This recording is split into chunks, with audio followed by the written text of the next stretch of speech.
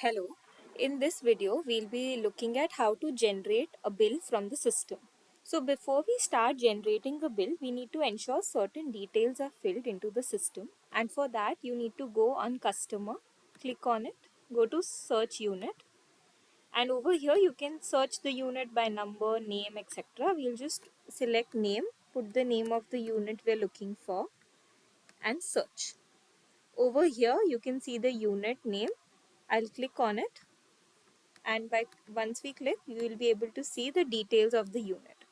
So over here under owner details you need to scroll down and ensure that the area square feet is filled in, especially for CAM charges.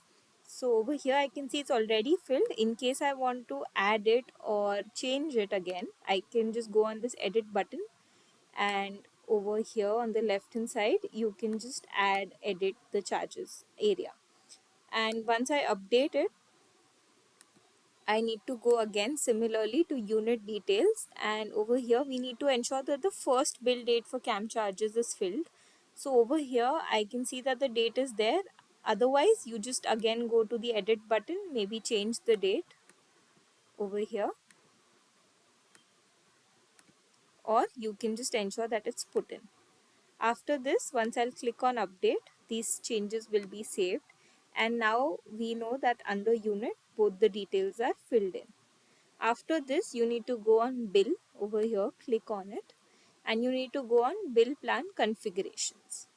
Under bill plan configuration, we'll go to tariff mapping, and for tariff mapping, we need to select the type of bill plan over here.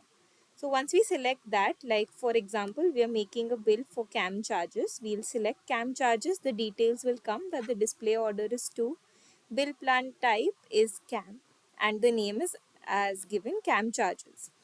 And the checkboxes represent what kind of charges are under this bill plan. So I can see currently two are present, which is maintenance and parking. If you want to add any other charge or remove it, you can use the checkbox.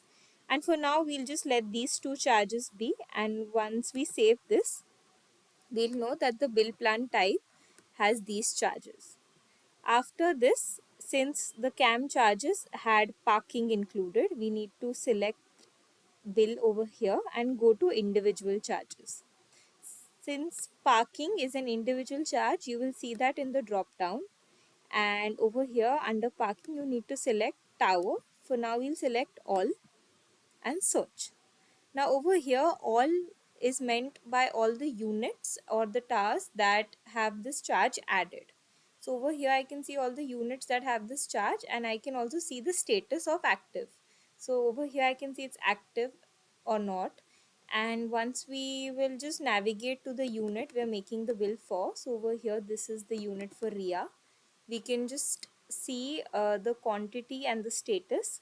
The quantity here represents the number of parking spaces that the owner owns, and you can always edit it. So I can just go on edit over here and I can change the quantity or the status from here. So once we save this information, the bill will be generated as per this quantity and status that we put in. After this, now we can go and generate the bill, and for that you need to go again to bill and here to generate bill button. Under generate bill, once we scroll up, you can see the charges, and we go to CAM charges since we're making a bill for that.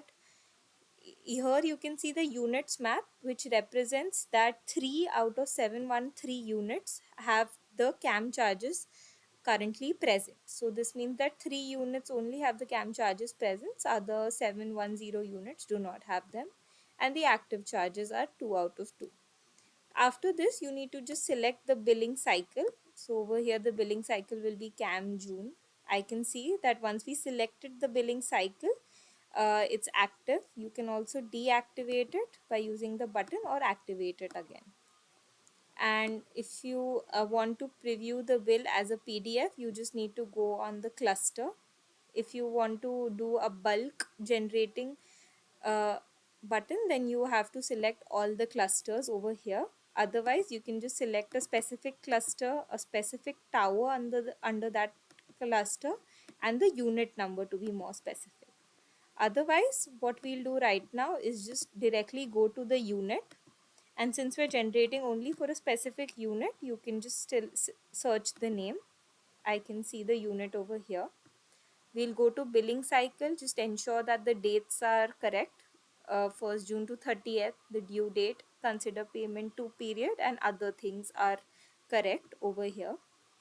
Now we can just go to the provisional bill button, and if it's applicable you can select it, which basically means that this will be a provisional bill until an actual bill is created. This can be approved and utilized. So if this is a provisional bill you can select it, otherwise you can leave it out, it's not mandatory.